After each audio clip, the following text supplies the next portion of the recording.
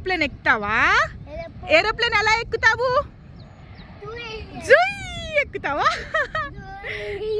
నుంచో నుంచో నుంచో నుంచి అక్కడ నుంచి అదిగో వస్తుంది, ఇంకో ఏరోప్లేన్ వస్తుంది. ఇదిగో ఇంకో ఏరోప్లేన్ టేక్ ఆఫ్ అవుతుందిరా. You want to see that to?